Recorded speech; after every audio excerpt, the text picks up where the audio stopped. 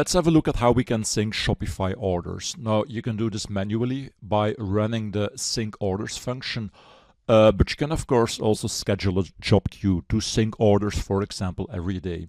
Now, for this demo, I will do this manually so that we can have a close look at the different steps. But before we can sync orders, we need to have orders, of course, and that's why I've created a few examples in Shopify. So here in my online store, if you go to orders, you see that you can create orders manually. And that's of course very interesting for testing purposes, testing, training purposes, and so on. Now in real life, in most cases, orders are of course created automatically when customers purchase from your Shopify online store. All right, let's have a look at the open orders, and you can see that I've created a fulfilled but also an unfulfilled order, and we will see in the next module that based on the fulfillment status, different sales document types in Business Central are created, but that's not very important yet at this moment. All right, let's create another order, because these two orders are for existing customers, and I also would like to have a look at syncing orders for customers that don't exist in Business Central. So I will start with creating a new customer.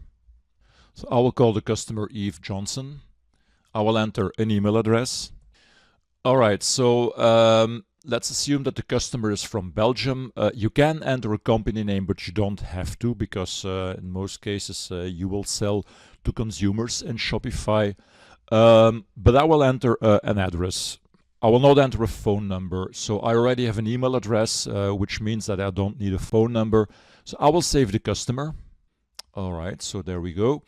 And next I will enter a product, or multiple products if you want. So I will search products. So here you can see my list of products. Let's use the Athens desk. And let's assume that there are 2 units ordered by the customer. So also this order I will leave unfulfilled.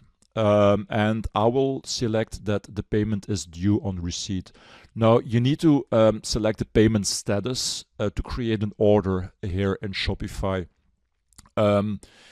You can select that the payment is due later, like I just did, or you could also mark as paid. Yeah, so or enter a credit card if you want to test credit card functionality.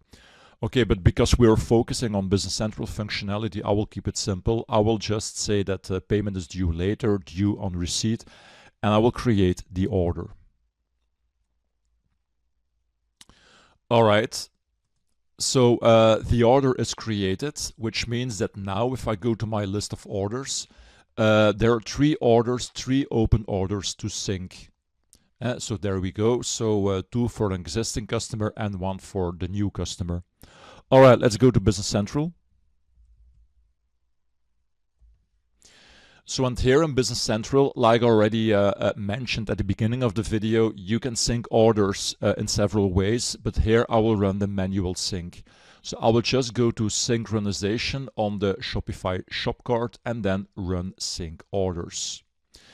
Now, and that's also interesting, of course, before the job queue is executed, here you can filter, because maybe you don't want to sync all orders. Maybe you only want to sync orders that are fully paid, or of a specific financial status, or a fulfillment status, and so on.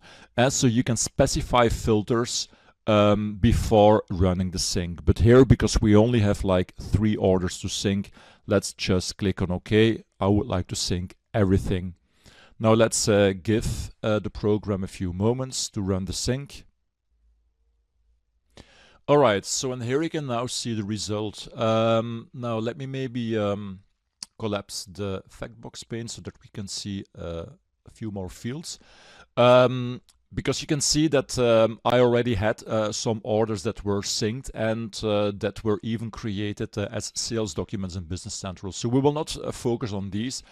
So we will focus on the first 3 lines. Now here you can see the 2 existing customers. So where the customer number is entered, and it seems that yeah, for the first line, So the order with the new customer, that there is no sell to customer. However, when you open the order, you will see that on the order card, the sell to customer number is entered.